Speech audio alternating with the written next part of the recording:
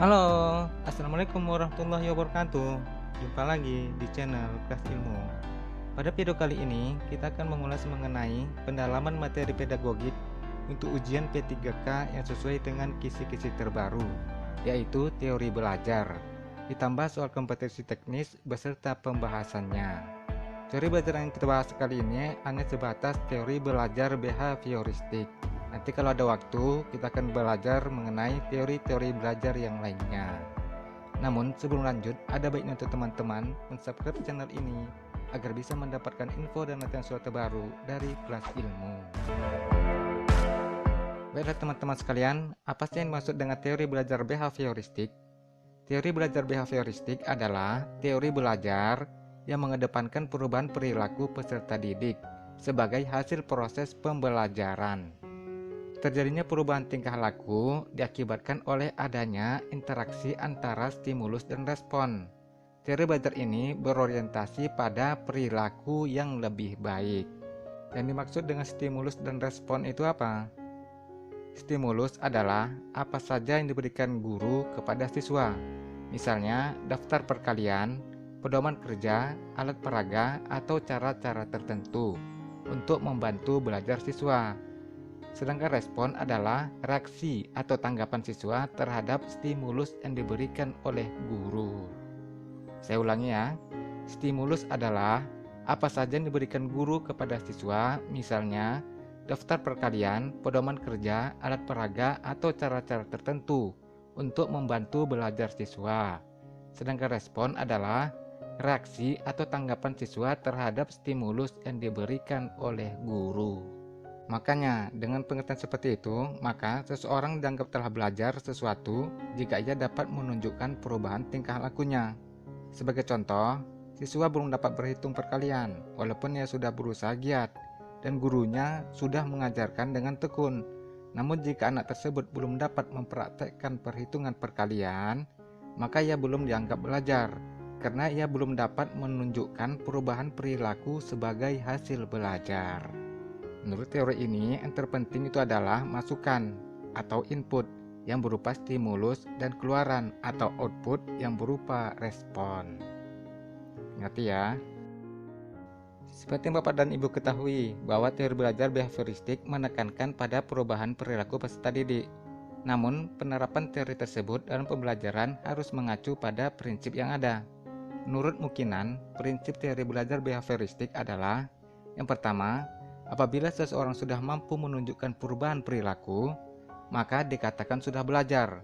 Artinya, kegiatan belajar yang tidak membawa perubahan perilaku tidak dianggap belajar menurut teori ini. Yang kedua, hal yang paling penting pada teori ini adalah stimulus dan respon, karena bisa diamati.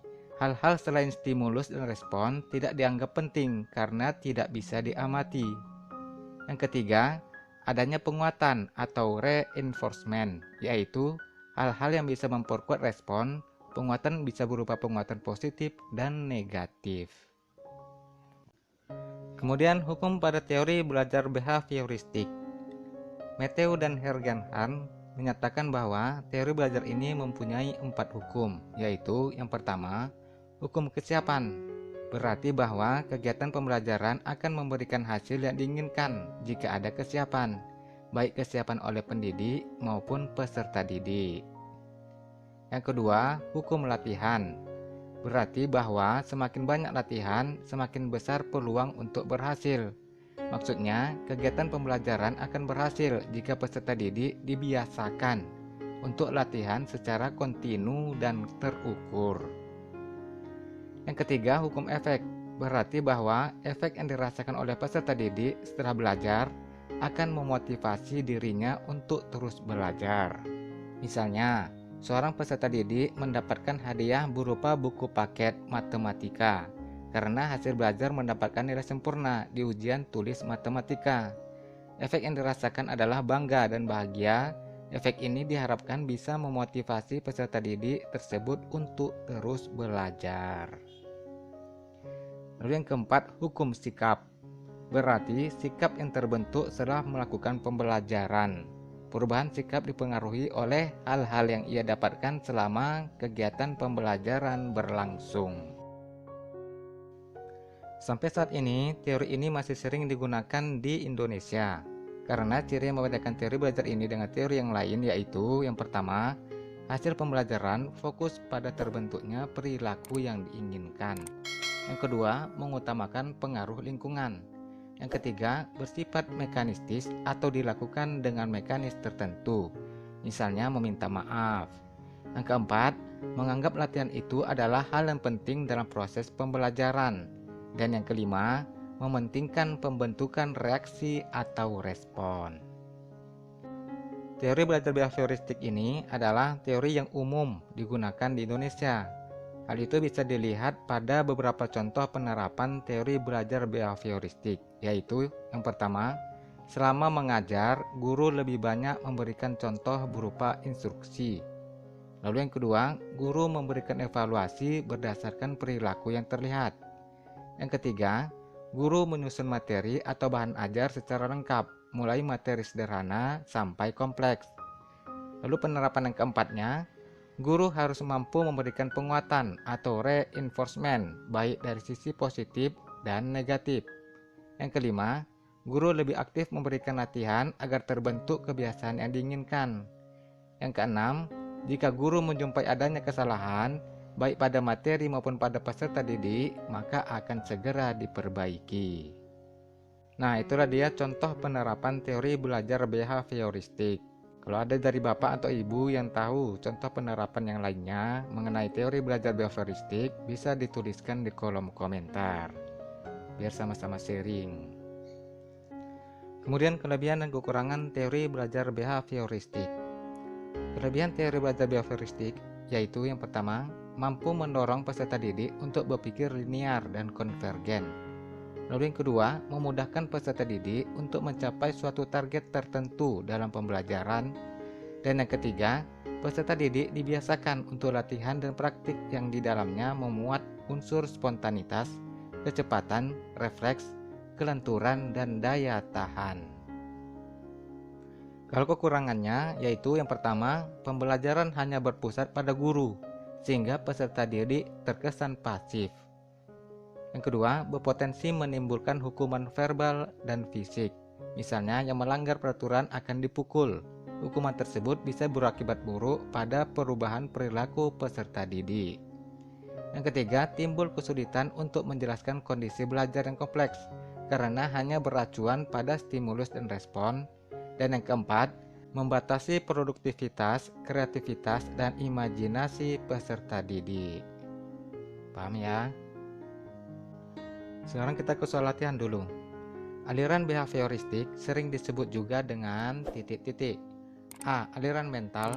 B. Aliran perilaku. C. Aliran pengalaman.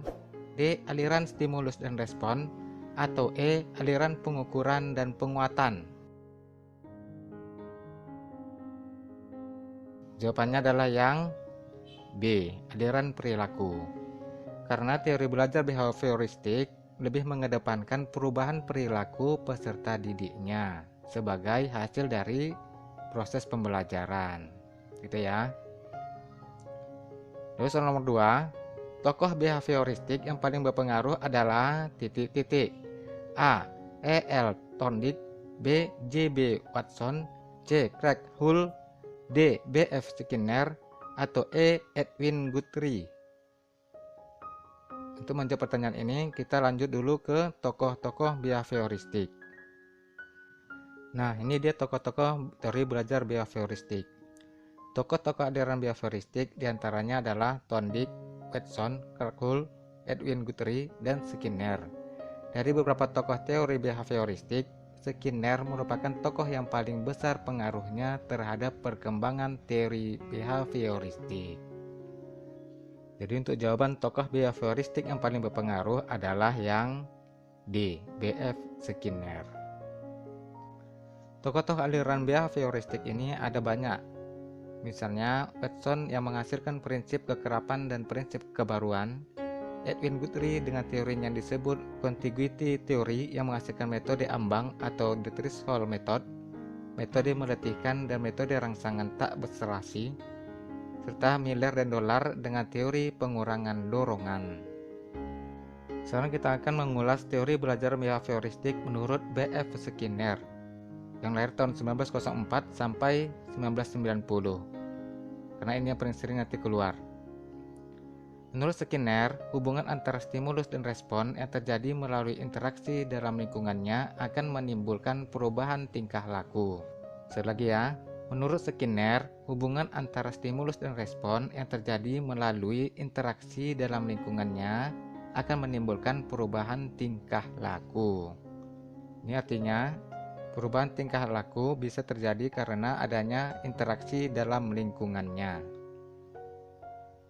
Pada dasarnya, stimulus-stimulus yang diberikan kepada seseorang akan saling berinteraksi, dan interaksi antara stimulus-stimulus tersebut akan mempengaruhi bentuk respon yang akan diberikan. Demikian juga dengan respon yang dimunculkan. Ini pun akan mempunyai konsekuensi-konsekuensi. Konsekuensi-konsekuensi inilah yang pada gilirannya akan mempengaruhi atau menjadi pertimbangan munculnya perilaku. Oleh sebab itu, untuk memahami tingkah laku seseorang secara benar, perlu terlebih dahulu memahami hubungan antara stimulus satu dengan lainnya, serta memahami respon yang mungkin dimunculkan dan berbagai konsekuensi yang mungkin akan timbul sebagai akibat dari respon tersebut. Skinner juga mengemukakan bahwa dengan menggunakan perubahan-perubahan mental sebagai alat untuk menjelaskan tingkah laku hanya akan menambah rumitnya masalah, sebab setiap alat yang digunakan perlu penjelasan lagi, demikian seterusnya. Skinner dalam teori behavioristik melahirkan buah pemikirannya yang dikenal dengan istilah teori operant conditioning. Teori ini mengungkapkan bahwa tingkah laku yang dilihatkan subjek tak semata-mata merupakan respon terhadap stimulus, tetapi juga tindakan yang disengaja. Skinner menyatakan pendapatnya bahwa pribadi seseorang merupakan hasil dari respon terhadap lingkungannya. Dua macam respon tersebut adalah, yang pertama, responden response, yaitu respon akibat rangsangan tertentu, dan yang kedua, operant response, yaitu respon yang muncul dan semakin berkembang oleh rangsangan tertentu. Nah, itulah dia tadi penjelasan teori belajar behavioristik menurut B.F. Skinner. Perubahan zaman yang berlangsung secara dinamis menuntut pendidik selektif dalam memilih teori belajar yang sesuai untuk peserta didiknya. Menurut Bapak atau Ibu, apakah masih relevan teori ini diterapkan di sekolah? Tulis jawaban kalian di kolom komentar. Baiklah teman-teman, sekianlah dulu video pembahasan mengenai pendalaman materi pedagogik teori belajar pada kali ini. Akhir kata, belajar tanpa berpikir itu tidaklah berguna, tapi berpikir tanpa belajar itu sangatlah berbahaya. Terima kasih sudah menyaksikan dan semoga bermanfaat. Nanti insya Allah kita akan berjumpa lagi pada video-video pembahasan lainnya. Assalamualaikum warahmatullahi wabarakatuh dan sampai jumpa. Bye.